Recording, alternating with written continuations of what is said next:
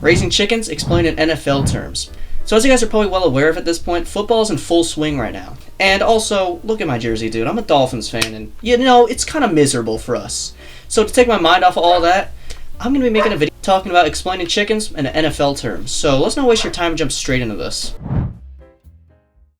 So the first phase is where you're scouting out some prospects to potentially add to your team. This is like the NFL Combine, where you're taking a look at the stats of these players and seeing which one would best fit your team. So let's just say, for this example, I'm going to be using Buff Orpington chickens. So let's just say I want to buy a new set of Buff Orpingtons. I don't know anything about this chicken, which if I were saying that, I'd be telling a lie because I have some right out there in the back.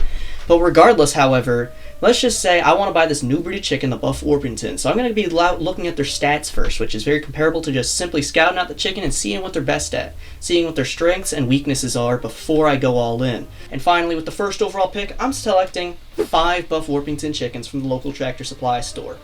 Now, eventually, though, you're going to have to bring them back to the brooder because you can't just throw them outside and just say, yo, here's the chicken coop, here's the outdoors, enjoy. Because they need very specific settings, like 90 degrees temperature for a first week, lowered by 5 degrees every single week preceding that. And they also need very specific feed as well. So this is rookie mini camp, essentially. And eventually you move on to training camp, where you're finally with the whole team, which is when they're finally grown up and you add them into the flock or you just move them outside. That's the real deal. You're almost ready for the big leagues, but not quite yet. So you have training camp to go through. And then game day would be finally moving them out to the big leagues, otherwise known as the chicken coop. Now that's when they're fully feathered. It's finally time for them to go out there and show them what they're best at.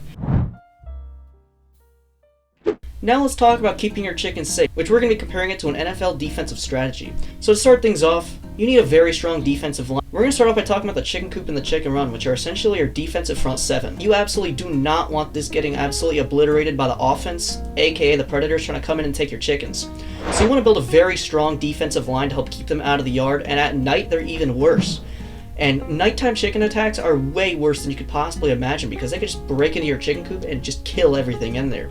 It is way more common than you think, so it's in your best interest to keep your chickens safe and secure in their chicken coop at night. The next thing you want to do is be running zone coverage, which in this situation is going to be secure perimeter monitoring. So set up some trail cameras in your chicken yard. I believe if you have a chicken yard bigger than 250 square feet, there should be at least one trail camera at least located somewhere in the yard.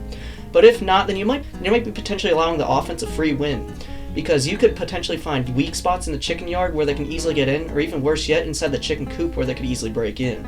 So it is in your best interest to keep their yard as safe and secure as possible. And that leads me to my next point, which is going to be tightening up your secondary, which means night security in this situation. Keeping your chicken coop secure at night is one of the most important things. And up here in the top right corner of your screen, I got you a video talking about how to build one of the best possible chicken coops out there. It keeps it secure from predators. And finally, this one's completely optional, but you want to draft a star on defense, which could potentially be like a guard dog or something like that. That could essentially be something like Micah Parsons for you guys out there. Now, personally, I don't own a livestock guardian dog. I mean, my 3 dogs already do a pretty damn good job at keeping predators out of the lower yard.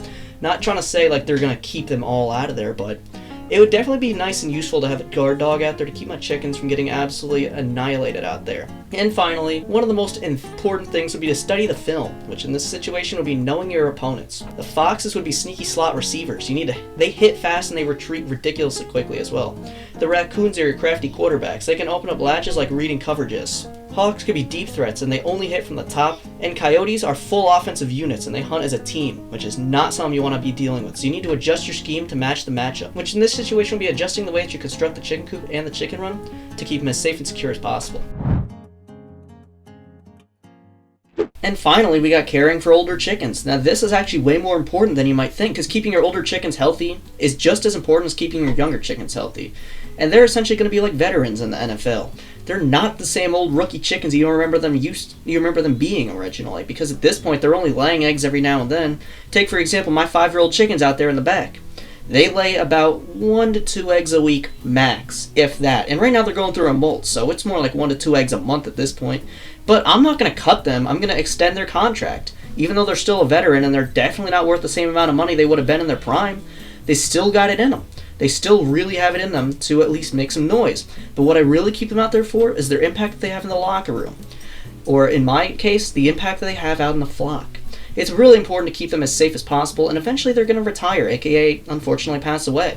And it could be due to medical complications too, so you need to keep them as safe as possible and always do frequent checkups on them. Because these older chickens, you'll never know when they're going to be gone, or you never know when they're going to finally fully retire from the game. So always keep your chickens as safe as possible.